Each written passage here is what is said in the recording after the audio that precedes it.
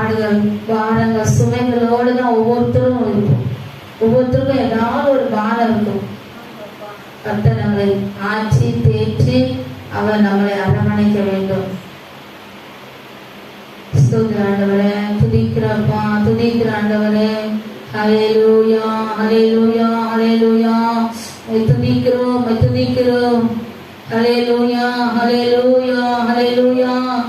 ஓ மகிமையின் ராஜா ஆண்டவரே, மட்டுமாய் இதுவரை எங்களோடு இருந்ததே அதற்காக நன்றி. இதுவரை நடத்தி குறையின்றி காத்து மகிமை தந்தீரே நன்றி ஐயா.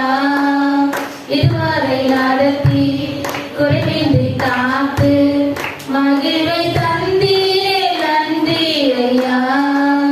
தண்ணீரை கடந்தோம், சோதனை செய்தோம், மதிலை தாண்டினோம் உங்களத்தான். தண்ணீரை கடந்தோம், சோதனை செய்தோம், மதிலை தாண்டினோம் உங்களத்தான். நன்றி நன்றி ஐயா, உம்மை உயர்த்திடுவேன். நன்றி நன்றி ஐயா, உம்மை உயர்த்திடுவேன். இதுவரை நடத்தி குறையின்றி காத்து மகிழ்வை தந்தீரே நன்றி ஐயா. இதுவரை நடத்தி குறையின்றி காத்து மகிழ்வை தந்தீரே நன்றி ஐயா. நன்றி செலுத்துகிறார்கள். எங்களுக்கு மகிழ்வை தருகிறவர் நீர் மாத்திரமே ராஜா. நீர் மாத்திரமே எங்களுக்கு மகிழ்வை தருகிறவர் ஆண்டவரே. இந்த நாளிலே ஆண்டவரே அப்பா, இவ்வளவு நேரமாய் ஆண்டவரே செய்த அதிசயங்கள், அற்புதங்களை ஆண்டவரே அன்றைக்கு எப்படி நீர் இஸ்ரவேல் மக்களை இந்த வழி நடத்தினீரோ அதே போல நீர் நடத்தின நேரத்தை நாங்கள் கண்டோம் ஆண்டவரே. அந்த தேவன் எங்களோடு இருந்து நடத்துகிறேன். கோடி நன்றி செலுத்து, கோடி நன்றி செலுத்துகிறோம்ப்பா. இதே மாதிரி தேவன் இன்றைக்கு வந்த மக்களோடு பேசுங்க, அலையோடு பேசுங்க. இப்பொழுது வார்த்தை அனைவருக்கும் பிரயோஜனமா இருக்க இறக்க செய்யுங்க. தொடர்ந்து எங்களோட தங்கி இருக்கிறப்பா. இயேசு மூலம் ஜெபம் கேளும் எங்கள் ஜீவனுள்ள நல்ல பிதாவே. ஆமேன், ஆமேன். கர்த்தர் நல்லவரா இருக்கிறார். உண்மையாலுமே இந்த வாக் பிரேயரு ஒரு பெரிய அச்சீவ்மெண்ட் தான் நான் சொல்றேன். இந்த 3 நாட்கள் எல்லாரும் 4 மணிக்கு வந்து 4ல இருந்து 5 வரல 2 நாள் ஜோம் பண்ணுவோம். ஜோம் பண்ணிட்டு 5:15 தான் இங்க புறப்பட்டு போகணும். முதல் நாள் நான் முக்கியமான சாட்சி சொல்ல, முதல் நாள் ரொம்ப தூரம் நடந்துட்டோம். ஒரு 25 கிலோமீட்டர் நடந்தோம். ஒரு குற்றாலி நகர்ந்தது ரொம்ப தூரம் நடந்துட்டு வந்தோம். வீட்டுக்குள்ள வந்தா எனக்கு காலை அடி எடுத்தே வைக்க முடியல, நடக்கவே முடியல. 2 பக்கமும் அந்த எலும்பு வலிக்குது. இவ்வளவு தூரம் நடந்துட்டோம். அப்போ தங்கச்சி என்ன கேக்குது, அம்மா உங்களால முடியுமா இவ்வளவு தூரம் போறமே? நான் சொன்னேன் பரவாயில்ல போயிடலாமா. அம்மா முடியுமாமா? கேட்டேன்னா வரல, கேட்காம வரல. நான் இல்லம்மா போயிடலாமா போயிடலாமா போயிடலாமான்னு சொன்னேன். வீட்டுக்குள்ள வர ஹால் எடுத்து கிச்சனுக்கே போக முடியல, அப்படி வலிக்குது. வந்தேன் அப்படியே சோஃபால அப்படியே நான் உட்காந்து படுத்துட்டு அப்படியே சாப்பிட்டேன். ஒரு ஜோஷா வந்தா மேல இருந்து, அப்பா எனக்கு ஒரு டம்ளர் பால் ஊத்தி கொடு, எனக்கு ரொம்ப மயக்கமா வருது ஒரு மாதிரி. என்ன மீனா அப்படியே ரொம்ப தூரம் போயிட்டு வந்துச்சு அப்படின்னு. ஏன் மீன் இப்படி பண்ற அப்படின்னா, சரி நான் பாலை குடிச்சிட்டு படுத்துட்டேன். 2 மணி நேரம் என்னால் எழுதுக்கவே முடியல. அப்ப சொன்னா மம்மி இதோட நீ போகாத, நாளைக்கு எப்படி நீ போவேன்? நான் சொன்னேன் நாளைக்கு போவேன், நாளைக்கு போவேன். எப்படி நாளைக்கு போவேன்?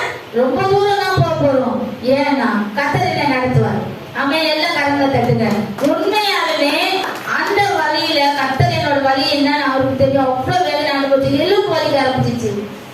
நேற்று கூட நானே நினைச்சேன் தாமரை செல்வி முடிச்சுட்டு வரும்போது அதால காலை அடி எடுத்து வைக்க முடியல, அந்த அளவுக்கு வலி. ஆனா அது சமாளிது. நான் அதை பார்த்தேன். கொஞ்சம் தூரம் நடந்து போய் பஸ் ஏறிடலாம், ஒன்னும் ஆனா இங்கே ஆட்டோ ஏறி வீட்டுக்கு போய் ஏறலாம். அந்த வேதனை உண்மையான மற்றவங்களா தான் நடக்க மாட்டாங்க, அங்கேயும் உட்காந்துக்குவோம். ஆனா பிள்ளைகளுக்கும் ஆண்டு இருக்காங்க, தைரியத்தை கொடுத்துருக்காங்க. எப்படியே போயிடலாம், வாங்க சார் போயிடலாம், வாங்க சார் போயிடலாம். எல்லாருமே கர்த்தர் தைரியத்தை கொடுத்தாரு. யாருமே தைரியம் ஐயோ இவ்வளவு தூரம் போறோம் எப்படி வர போறோம், கர்த்தர் நடத்தினார். உண்மையாலுமே அவருக்கு மாத்திரம்தான் மகிமை, துதி, கன, மகிமை எல்லாம் அவர் ஒருவருக்கு. நீங்க சாத்தான பயக்கடம் ஐயோ என்னால போக முடியாது, இல்ல போக முடியும். நம்ம என்ன பண்ணோம், பண்ணோம்? முடியும் சொல்லி பாருங்க, முடிவு. நேற்று வெயில் ரொம்ப அதிகமா இருந்துச்சு. நாங்க நடந்து போறோம், நீங்க நம்பளும் நம்மளும் அன்றைக்கு எப்படி நம்மள நடத்தினா அதை நேற்று நாங்க உணர்ந்தோம். வந்தவங்க எல்லாரையும் கேட்டு பாருங்க, உணர்ந்தோம். வெயில் ஃபுல்லா அடிக்குது, கொடை கிடையாது, ஒண்ணும் கிடையாது, அப்படியே நடந்து போறோம். எங்க மேல மட்டும் ஒரு சில்னஸா இருக்கு.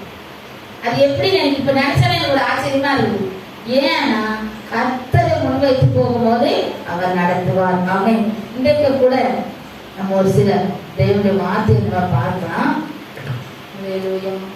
நல்லவர். முதலாவது நம்மலாம் யாருன்னா விசேஷமானவர்களா இருக்கிறதுனாலதான் இவ்வளோ பேர் மத்தியில நம்மளை கர்த்தர் அவர் சமூகத்துல வந்து நம்மளை மகிழ செய்கிறார். நம்மலாம் யாரு? விசேஷமானவர்கள். அவருக்கு முன்பா நம்ம விசேஷமானவர்களா இருக்கிறதுனால்தான் தேவ சமூகத்துல என்ன போராட்டம் இருக்கட்டும், என்ன பலவீனம் இருக்கட்டும், என்ன வேணா இருக்கட்டும், ஆனா தேவ சமூகத்துக்கு வரும்போது நமக்கு சமாதானம், தேவ சமூகத்துக்கு வரும்போது நமக்கு ஒரு ஆறுதல் கிடைக்கிறது. நம்ம முதலாவது என்ன பண்ணோம்? 3 காரியங்களை நம்ம பார்க்கலாம். தேவனை விசுவாசிக்கிறோம். எந்த காரியமா இருக்குது? இது என்னது? ரொம்ப டஃப்பானதுன்னு நினைக்கவே இல்லை. அவரை விசுவாசித்து நம்ம இறங்கும் போது கர்த்தர் நடத்துவார். இன்னொன்னு, அவரை விசுவாசிக்கிற நாம இரண்டாவதாக அவரை நம்பணும். அவரை நம்பணும். மூன்றாவது, அவர் வார்த்தைக்கு செவி கொடுக்கணும். அவர் வார்த்தைக்கு செவி கொடுக்கணும். 3 காரியங்களை நம்ம இன்னைக்கு பார்க்க போகிறோம். முதலாவது ஆதியாகமம் 15வது அதிகாரம் 6வது வசனம்.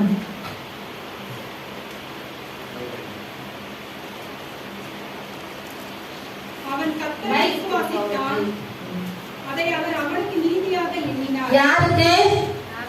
ஆபிரகாமுக்கு. ஆபிரகாம் கர்த்தரை விசுவாசித்தான், அதை அவர் அவருக்கு என்ன பண்ணாரு? நீதியாக எண்ணினார். விசுவாசித்து என்ன பண்ணாரு? நீ புறப்பட்ட போ, நான் உன் கூட வர போறேன். நீ புறப்பட்ட போ, நான் உன்னோட வருவேன், நான் உன்னை நடத்துவேன்னு சொன்னார் ஆண்டவர். அந்த வார்த்தையை கேட்டாங்க. கேட்ட உடனே என்ன பண்ணாரு? ஆபிரகாமே சந்தேகப்படல. ஐயோ, நான் எப்படி என் மனைவி கூட்டின்னு நான் இவ்வளவு வயசான காலத்துல நான் எப்படி வெளியே நடந்து போவேன் அப்படின்னு சொல்ல, நான் காண்பிக்கிற தேசத்துக்கு நீ போ, நான் உன்னை எப்படி இருப்பேன்? நான் எப்படி இருப்பேன்? பெரிய ஜாதியை மாற்ற போகிறேன், உன்னை நான் ஆசீர்வதிக்க போறேன். ஆண்டவருடைய வார்த்தையை விசுவாசித்தார்.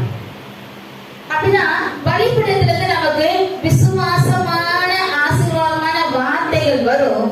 அதை நமக்குன்னு எடுத்துக்கிட்டாதான் அது நமக்கு அப்ளிகபிள் ஆகும். அது என்ன பண்ணுது? சிலர் இங்க உட்கார்ந்துதான் மெசேஜ் கேட்டுட்டு இருப்பாங்க. ஆனா அவன் என்னங்க எப்படி இருக்கும்? என்னங்க எங்கேயோ எங்க இருக்கும்? வீட்டுல கேஸ் ஆஃப் பண்ணா, வீட்டுல நான் இந்த காசை கையில கொடுத்தாங்க, நான் அதை எங்க வச்சேன்? எப்படி எல்லாம் பண்ணுவான்? சத்துரு என்ன பண்ணுவான்? நம்மளுடைய சிந்தைகளை சிதறடித்து நம்ம கேட்கிற வார்த்தைக்கு உள்ள நம்ம போய் அதை நம்ம உட்கொண்டு அதை நம்ம ஆசீர்வாதமா ஆகாத அளவுக்கு சத்துரு நம்ம சிந்தைகளை முதலாவது அடக்கடிப்பான். என்ன பண்ணுவான்? அதை கேட்டு அதை நமக்கென்றே சொல்லாதபடிக்கு என்ன பண்ணுவான்? மாற்றி போடுவான். ஆனா கர்த்தர் என்ன பண்ணுவாரு? நமக்கு உதவி செய்வார். அவர் நமக்கு உதவி. அதுல கூட இன்னொரு வசனத்தை கூட படிக்கலாம். எபிரேயர் 11வது அதிகாரம் 11வது வசனம்.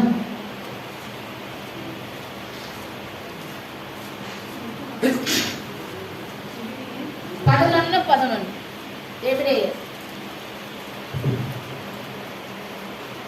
விசுவாசத்தினாலே சாராளோ வாக்குத்தத்தம் பண்ணினவர் உண்மையுள்ளவர் என்று எண்ணி கர்ப்பம் தரிக்க கடனடைந்து வயது சென்றவராய் இருந்து பிள்ளை பெற்றார். எத்தனை வயசுல அவங்க பிள்ளை பெற்றாங்க?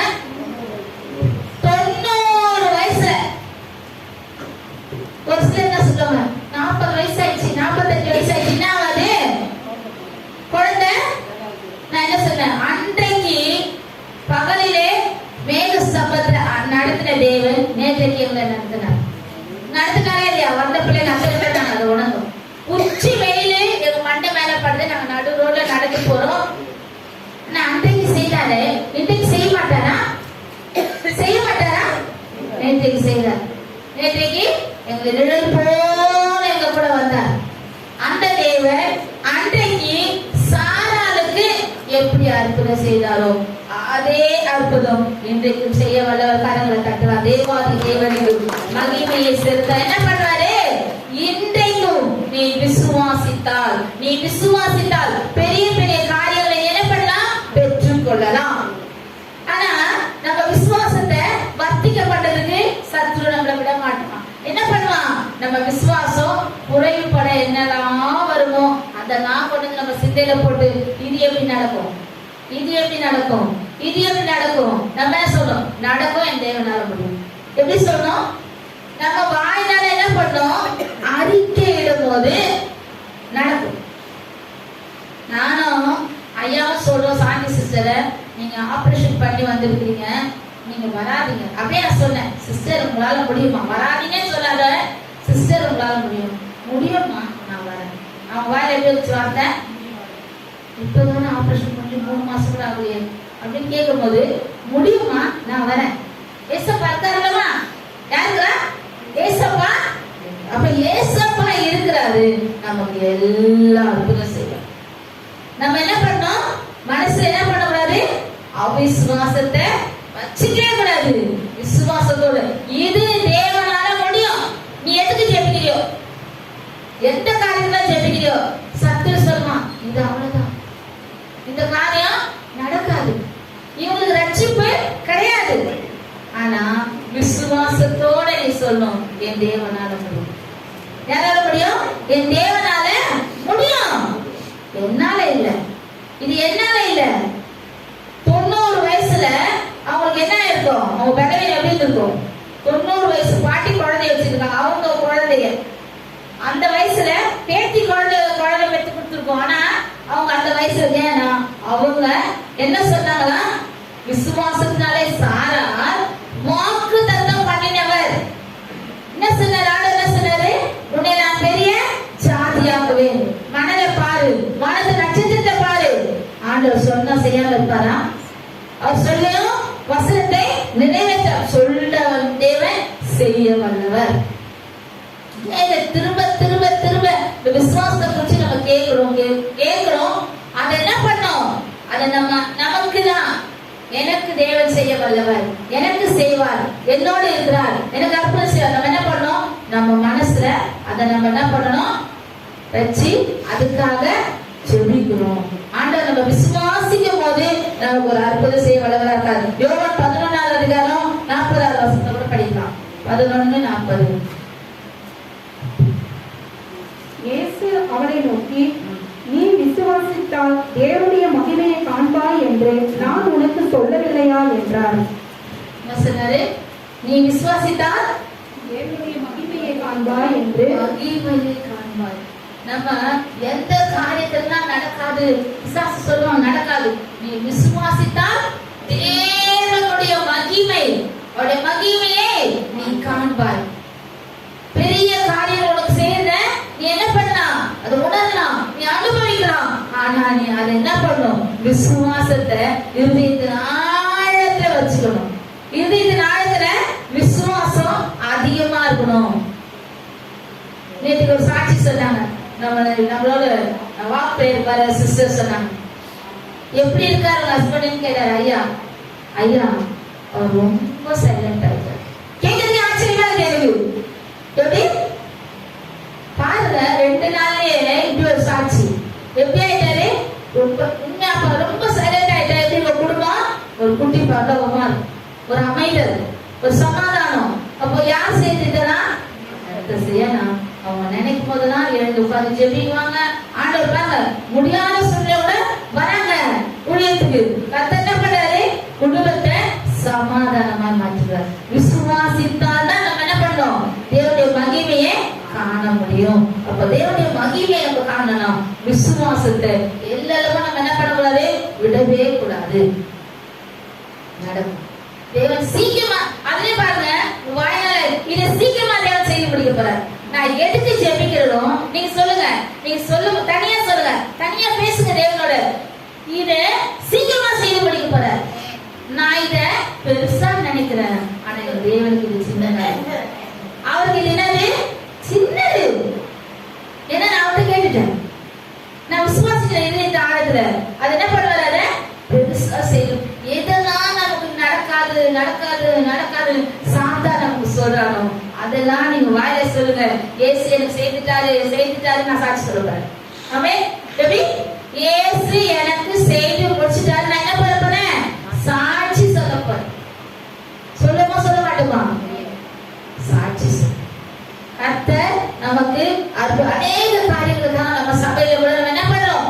ஜெபிச்சுட்டு வரோம், எழுதி வைத்து ஜெபிக்கிறோம். எல்லாவற்றையும் கர்த்தர் நம்ம பார்க்கிறோம். அவர் நம்ம என்ன பண்ணாரு? அறிந்திருக்கிறார். அவர் நம்ம அறிந்திருக்கிற தேவன் என்ன பண்றாரு? நமக்கு அவருடைய மகிமையை நம்ம விசுவாசிக்கும் போது நம்ம காண முடியும், உணர முடியும். இரண்டாவதாக கூட தேவனை நம்பு. இரண்டாவது பாயிண்ட், தேவனை நம்பு. நீதிமொழிகள் 28வது அதிகாரம் 25வது வசனம்.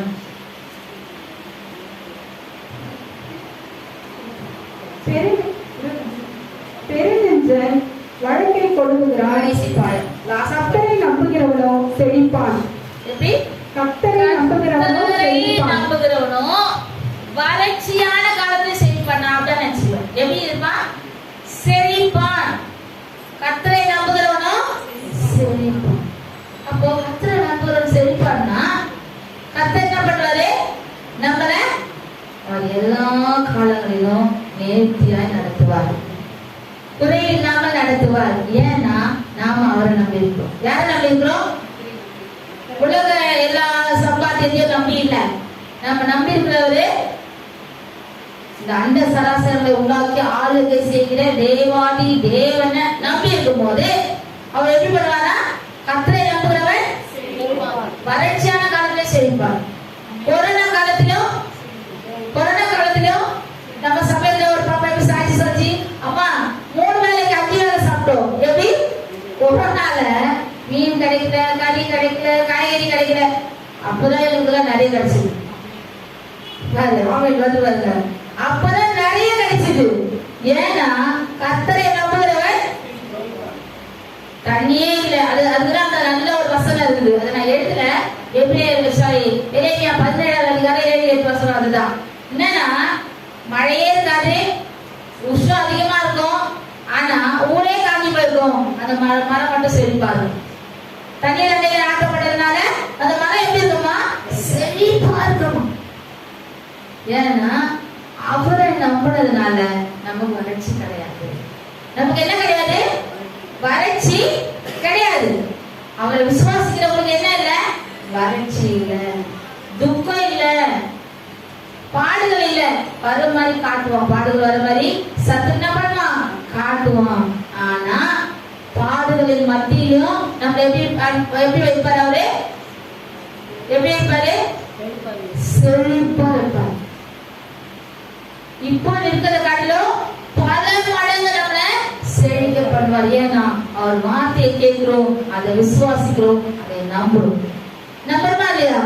நம்புறவங்களுக்கு எல்லாவற்றையும் எல்லாமே நமக்கு நன்மைக்கு ஏதுவாக நடக்கும். நன்மைக்கு ஏதுவாக தான் நடக்கும். இன்னொரு வசனத்தை கூட படிக்கலாம். சங்கீதம் 62:5.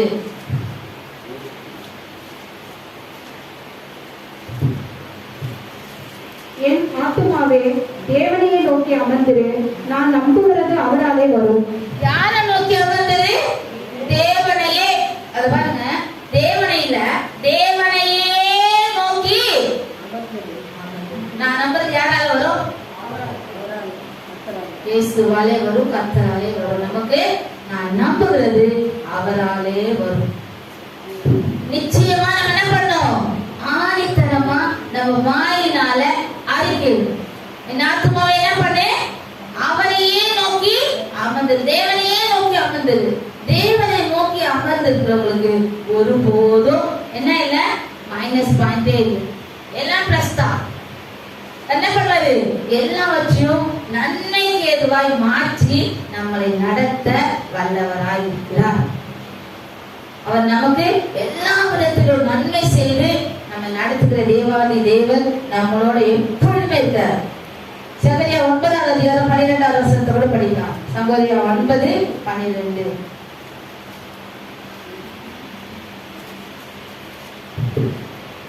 நம்பிக்கையுடைய சிறைகளே, மரணத்து திரும்புங்கள், இரட்டிப்பான நன்மையை தருவேன், இன்றைக்கே தருவேன். ஆமென். என்ன சொல்றாரு? நம்பிக்கை அரணுக்கு திரும்பும், இரட்டிப்பான நன்மை. அவரை நம்புறதுனால நமக்கு எப்படி இருக்கும்?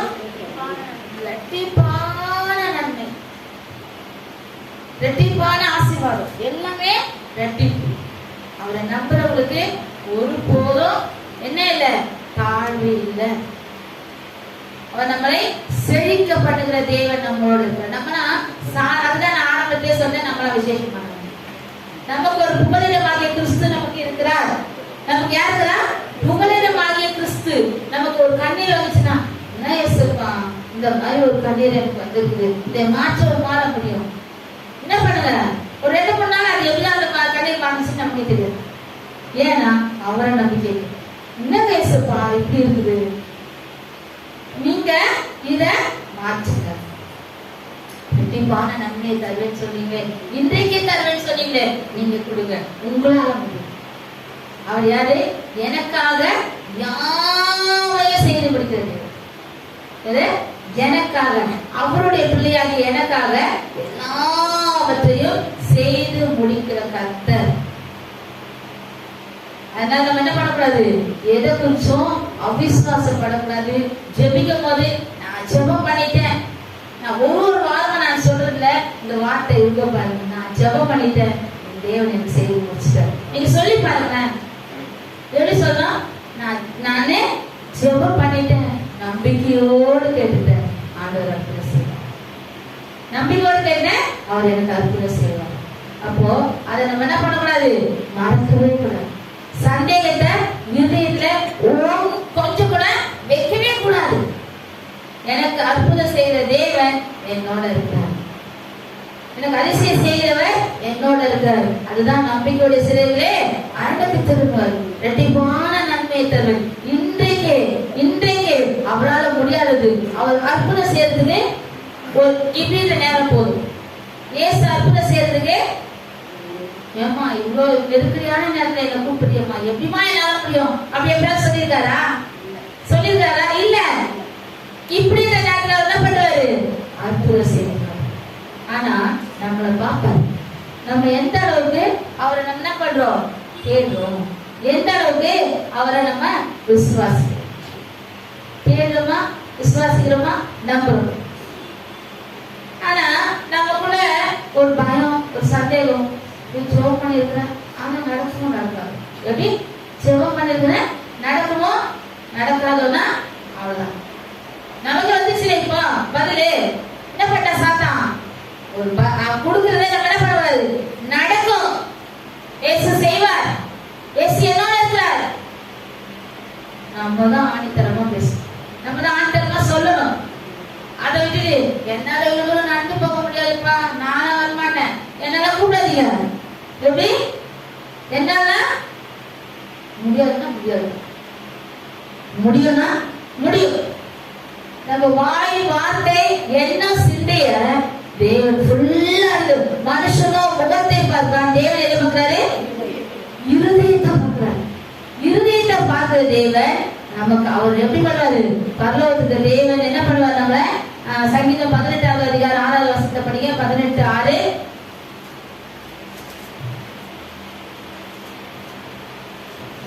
எனக்கு உண்டான நெருக்கத்திலே கர்த்தரை நோக்கி கூப்பிட்டு என் தேவனை நோக்கி அபயமிட்டு தமது ஆலயத்திலிருந்து என் சத்தத்தை கேட்டார். என் கூப்பிடுதல் அவர் சந்நிதியில் போய் அவர் செவிகளில் ஏறிச்சு. நான் கூப்பிட்டேன், அவர் சந்நிதிக்கு போச்சு. நான் கூப்பிட்டது அவர் காதுக்குள்ள அந்த வார்த்தை போயிடுச்சு. விசுவாசம் எப்படி இருக்கு பாருங்க சங்கீதக்காரனுக்கு. நான் கூப்பிட்டது தேவனுடைய காதுக்குள்ள போயிடுச்சு. எனக்கு விடுதலை தான். இனிமே என்ன? எனக்கு விடுதலை, எனக்கு பதில் வந்துச்சு. அவர் செவிகளில் ஏறிச்சு. அவரோட காதுக்கு நம்ம கூப்பிடுதல் போயிட்டாலே போதும். தனியா இருக்கீங்களா? உட்காந்து நல்லா செவிங்க. ஆண்டவரே எனக்கு இந்த அற்புதத்தை செய்யப்பா, இந்த அதிசயத்தை செய்யப்பா, நான் கேட்கறது உங்க காதுக்கு வரணும். ஆண்டவரே சங்கீதக்காரன் சொல்றது போல வந்துருச்சுன்னா நிச்சயம் நிச்சயமா எனக்கு ஒரு பதில் உண்டு. பதில் உண்டு. பதில் இருக்கு அவர் கையில இருக்குது. நம்ம கேட்கிற விசுவாசத்திற்கு படிதான் அது நடக்கும். சந்தேகத்தோட கேட்டா கேட்டுதான் பார்க்கலாம். கொஞ்சம் கூட நம்ம ஒரு 10,000 20,000 கேட்க போறோம்னு வச்சுக்கோங்க. அவங்க கிட்ட கேட்டுதான் பார்க்கலாம். அவங்க கிட்ட இருக்கும். கொடுப்பாங்களா கொடுக்க மாட்டாங்களா தெரியாது. கொடுப்பாங்களா கொடுக்க மாட்டாங்களா சந்தேகமா கொடுப்பாங்கப்பா. நான் ஜோ பண்ணிட்டு போறேன். இங்கே என்ன பண்ணலாமா? விசுவாசத்தை வளர்த்து கொண்டு நம்ம என்ன பண்ணோம்? நான் கேட்க போறேன், ஏசப்பா கொடுக்க செய்ய போறேன். அவரை முன்னாடி வச்சிருந்தோம். யார முன்னாடி வைக்கணும்? இயேசுவை முன்னாடி வச்சிருந்தோம். நம்ம தேவனை முன்னாடி வச்சிருந்தோம். என்ன பண்ண? நான் கேட்கிறேன் அவசியம். நான் கேட்கிறேன் அவசியம். அவரால முடியாதது ஒன்றுமே. அதனால நம்ம என்ன பண்ணக்கூடாது? சந்தேகத்தோட கேட்க கூடாது.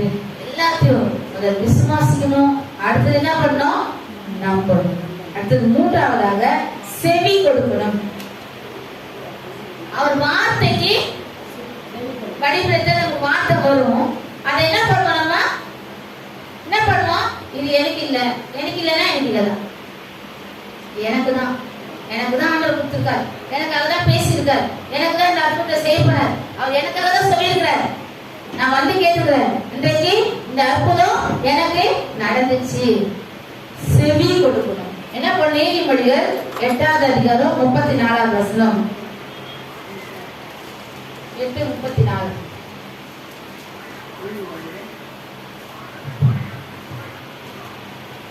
என் வாசற்படியில் நித்தம் விழித்திருந்து என் கதவு நிலை அருகே காத்திருந்து எனக்கு செவி கொடுக்கிற மனுஷன் பாக்கியவான். அவருக்கு செவி கொடுக்கிற மனுஷன், அவருக்கு செவி கொடுக்கிற மனுஷன் பாக்கியவான். எப்படி இருப்போம்? நீதிமொழி 1வது அதிகாரம் கடைசி வசனத்தை படிங்க. எனக்கு செவி கொடுக்கிறவன் எவனோ அவன் விக்கிரமின்றி வாசம் பண்ணி ஆபத்திற்கு பயப்படாமல் அமைதியாயிருப்பான். ஆண்டவருக்கு செவி கொடுக்கிறவங்க, ஆபத்து வந்துச்சு, எனக்கு ஆபத்து வந்தாலும் இந்த ஆபத்து என்ன ஒண்ணும் பண்ணாது. ஏன்னா நான் தேவனுக்கு செவி கொடுக்கிறேன். அதனால இந்த ஆபத்து எனக்கு ஒன்னும். போன 2 மாசம் முன்னாடி ஒரு புறவி கிளப்பிட்டாங்க. என்ன கிளப்பிட்டாங்க தெரியுங்களா? மறுபடியும் கொரோனா வருது. என்ன வருது? மறுபடியும் கொரோனா வந்து இப்ப ரொம்ப அதிகமா வரப்போதான். என்ன நடக்க போதோ தெரியல. நான் என்ன சொன்னேன்? மறுபடியும் கொரோனா வராது, இது சும்மா பயம் காட்டுறாரு. நானே ஏதாவது சொல்றதுக்கு சொன்னேன். கொரோனா எல்லாம் வராதுங்க, ஆண்டவர் அதை முடிச்சு அழிச்சு போட்டார். என்ன பண்ணாரு? ஏன்னா நம்ம யாருக்கு செவி கொடுக்கிறோம்? தேவனுக்கு செவி கொடுக்கிறோம். ஆபத்து இவங்களுக்கு வந்துச்சு அப்படின்னு எல்லாருக்கும் ஜுரம் வந்துச்சு. எப்போ? Corona time. சும்மாவே என்ன பண்ணாங்க? இவங்களுக்கு கொரோனா, அவங்களுக்கு கொரோனா, தூக்கி ஹாஸ்பிட்டல் வை. ஜுரம் வராம யாருன்னா இருக்கோமா? எல்லாருக்கும் வந்துச்சு. எல்லாருக்கும் தான் வந்துச்சு. அந்த இது எல்லாருமே தாக்க பண்ணுச்சு. ஆனா நம்மளால ஒண்ணுமே ஆகும். ஏன்னா கர்த்தர் நம்மள ஆபத்துக்கு பயப்படாம இருக்க வச்சார். பெரிய ஆபத்து சைனாலலாம் அப்படியே கும்பலா வாழ்ந்து போய் கொடுத்துறாங்க. அத டிவியில பார்க்கும் போதே நமக்கு பயமா இருந்துச்சு. ஆனா கர்த்தருடைய பிள்ளைகளை கர்த்தர் பார்த்து ஒரு சிலர் மறித்தாங்கன்னா அவங்களுடைய என்ன ஆச்சு? ஆயுசு, நான் அப்படிதான் நான் நினைப்பேன், அவங்களோட ஆயுசு முடிந்ததுனால இருக்கிறான். ஆனா மற்றபடி கர்த்தருடைய பிள்ளைகள் எவ்வளவு மோசமான சூழ்நிலைக்கு போனாலும், நம்ம மகிமை மேரி அம்மா எவ்வளவு பர்சன்ட்மா? அதான் டாப். காப்பாத்துறது கஷ்டம். அங்க வந்து ஜோம் பண்றாங்க, போன் பண்றாங்க, போன் பண்ணி சொல்றாங்க பயப்படாதீங்க. போன்லயே ஜோம் பண்ணீங்க ஐயா. காலையில பண்ணுவாரு, மத்தியானம் பண்ணுவாரு, நைட்டு பண்ணுவாரு, எப்ப இந்த ஜெபம் விசுவாசமா போதுமா? இது ஆபத்து தான். ஆனா உங்களுக்கு ஒண்ணா, இது கர்த்தர் உங்களை சுகமாய் கொண்டு வந்து நிறுத்தி சாட்சி சொல்ல வைப்பார். சாட்சி சொல்ல வச்சாரா இல்லையா? இருக்கிறதே டாப் லெவல்ல வந்துச்சு அவங்களுக்கு. அந்த குடும்பத்துக்கு அவங்க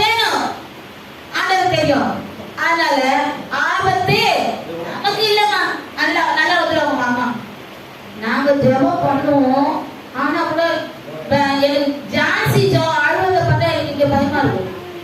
அது அந்த விக்கி அழுத பத்தி எனக்கு கொஞ்சம் பயமாவே இருக்கும். என்னடா இப்படி அழுது, நம்ம ஹாஸ்பிட்டலுக்கும் போய் பார்க்க முடியாது, இப்படி இருக்குது. ஆனா நான் விசுவாசத்தோட ஜெபம் பண்ணுவேன். என்ன பண்ணுவோம்? அம்மா ஒண்ணேமா, அம்மா நல்லா எழுதுருவாங்கம்மா, நாளைக்கு நாற்பது வாழ வந்துருமா, நான் நாளைக்கு வீட்டுக்கு வந்துடுவோம்மா. நம்ம சொன்னோம், கத்த செஞ்சோம். என்ன பண்ணோம்? சொன்னோம். அவர் அந்த வார்த்தை என்ன பண்ணாரு? ஆபிரகாம் என்ன பண்ணா? விசுவாசித்தான். அது அவங்க என்ன பண்ணாரு?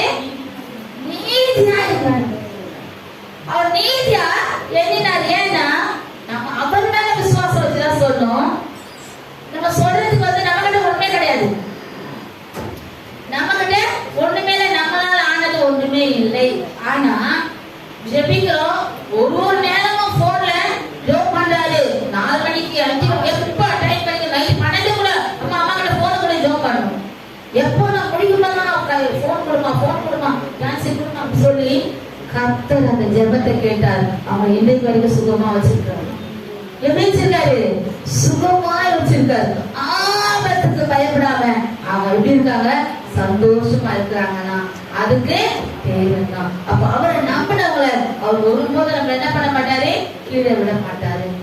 நம்மள தளர்த்து போக விட மாட்டாரு. நம்மள என்ன பண்ண மாட்டாரு? எல்லா காலத்திலும் அவர் நேர்த்தியா செய்து முடிப்பார். நேர்த்தியா நம்மளை நடத்துவார். ஏன்னா அவர் வார்த்தையில தான் நாங்க சொல்லுவோம். அவர் வார்த்தையை நீங்க என்ன பண்ணுங்க? கீழ்ப்படிங்க, விசுவாசிங்க, நம்புங்க. அடுத்து என்ன பண்ணுங்க? செவி கொடுங்க, கீழ்ப்படிங்க. அவர் வார்த்தைக்கு ஆண்டவர் நம்ம முகத்தை பார்த்து சரி ஒரு சிலரோட வார்த்தை வாயில இருந்து வரும். எப்படி வரும்? கண்டிப்பா வந்துடுறேன், பிரேயருக்கு தானே, குளித்துக்கு தானே, எப்படி நான் வந்துடுறேன். எப்படி இருக்கும்? அந்த வார்த்தை எங்க இருந்து வருது? இங்க இருந்து வரல. எங்க இருந்து வருது? முதல்ல இருந்து. எப்படியாவது சொல்லி உங்ககிட்ட எஸ்கேப் ஆகி போலாம். இல்லைன்னா சும்மா கேட்டுட்டே இருப்பான். வரியா அது ஒரு போன் வர பண்ணிட்டு போறான். அதனால என்ன பண்ணா? செவி கொடுக்கிறவங்க தான் அப்படி. அவர் வார்த்தைய முழுசும் நம்பி செவி கொடுக்கும் போது நமக்கு என்ன நடக்கும்? அற்புதம். அதை விட்டுட்டு நம்ம என்ன பண்றது? அதாவது நம்ம தேவன் வந்து முகத்தை மட்டும் பார்த்து நமக்கு அற்புதம் செய்கிறவர் அல்ல. ஒரு மனுஷன் கீழே இருந்து மேல போனா தேவனை நம்பணும், அவரை விசுவாசிக்கணும், அவர் வார்த்தை கீழ்படணும், அவர் வார்த்தைக்கு செவி கொடுக்கணும். அப்பதான் நம்ம என்ன பண்றாரு? அதனாலதான் அவர் முகத்தை பார்க்கிற தேவன் இல்ல. அவர் எப்படி பார்க்கிறாரு? இருதயத்தை ஆராய்ந்து பார்த்து அவர் உயர்த்தும். எப்படி? இருதயத்தை ஆராய்ந்து பார்த்து. எந்த மனுஷன் கிட்டவனா நம்ம எப்படி வேணா வேஷம் போடுவோம். சொல்றபடிதான் நான் செய்யறேன், சொல்றபடிதான் நான் செஞ்சுக்கிறேன், அதுல எடுத்துப்போம். எப்பவுமே எங்க வீட்டுல ஜபம் தான்.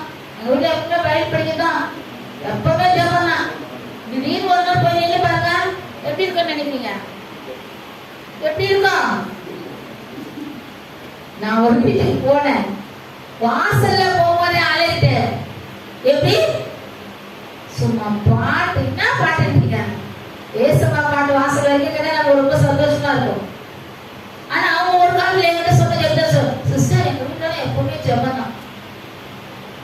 நான் உள்ள போறேன், உள்ள போய் ஹால்ல போய் எத்தி ஆயிட்டேன். ஆனவன என்ன தேடுறாங்க?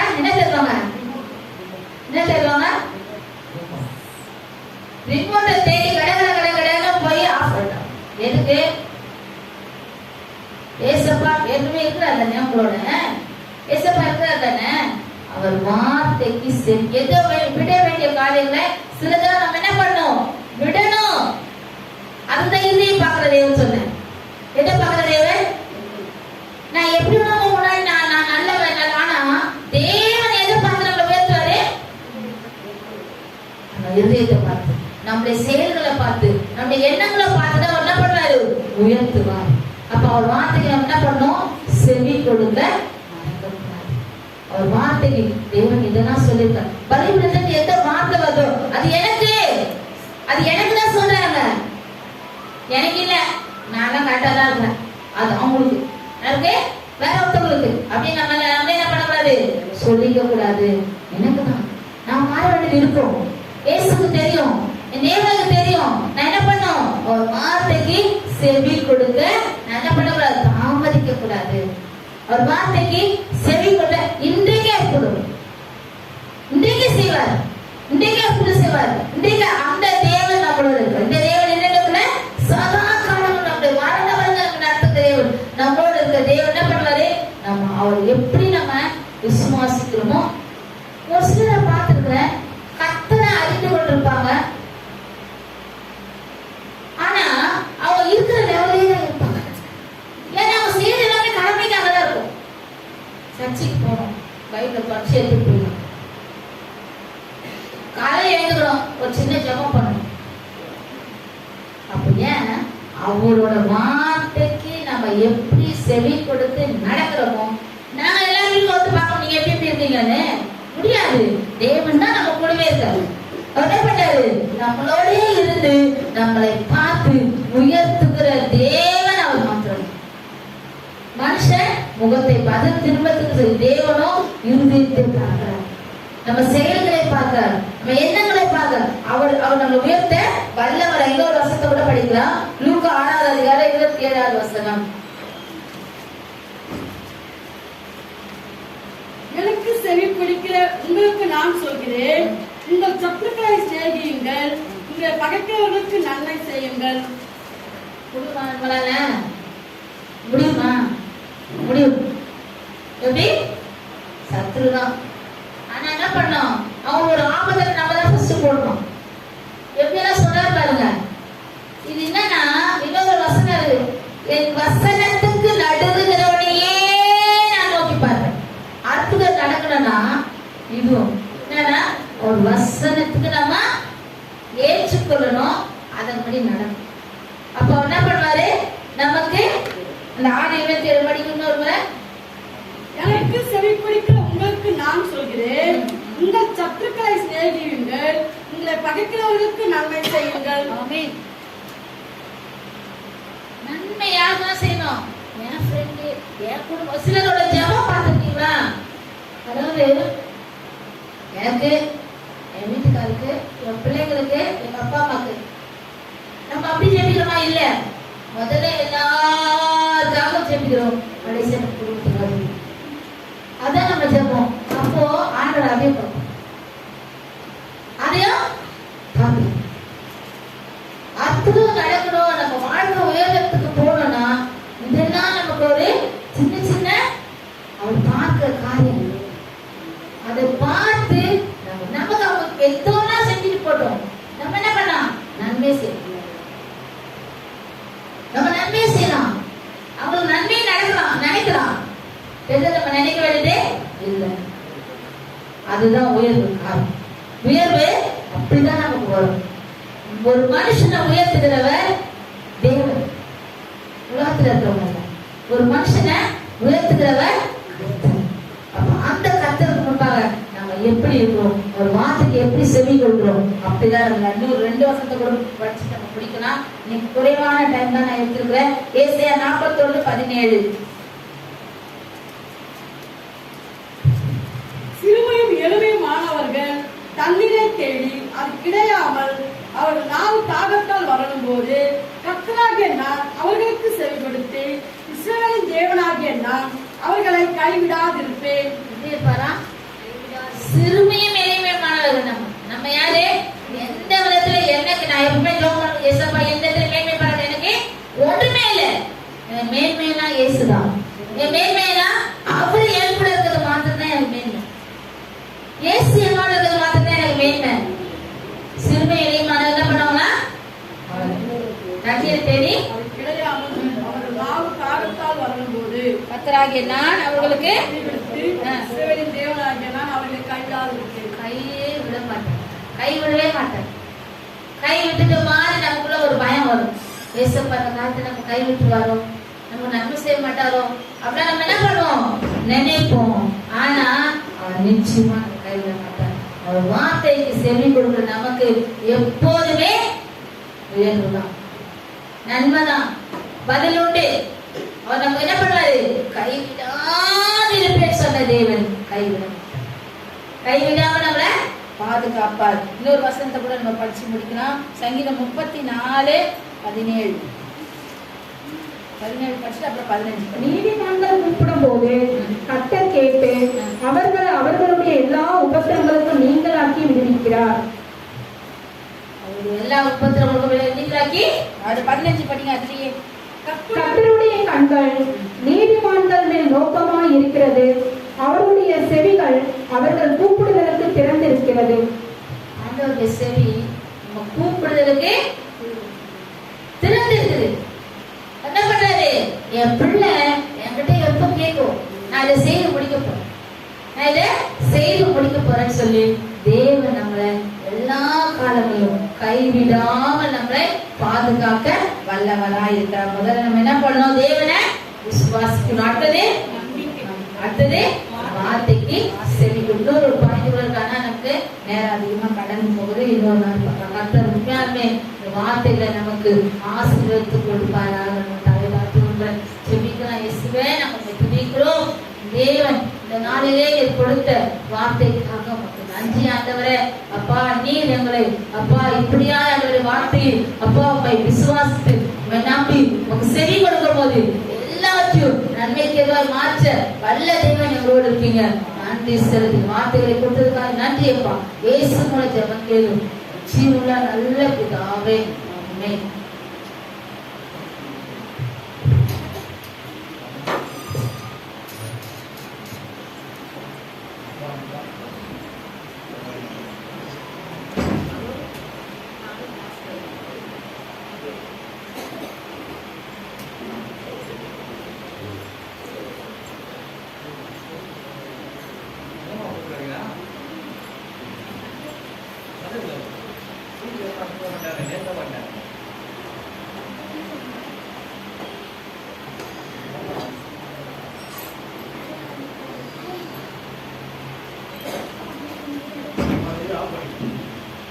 Gracias.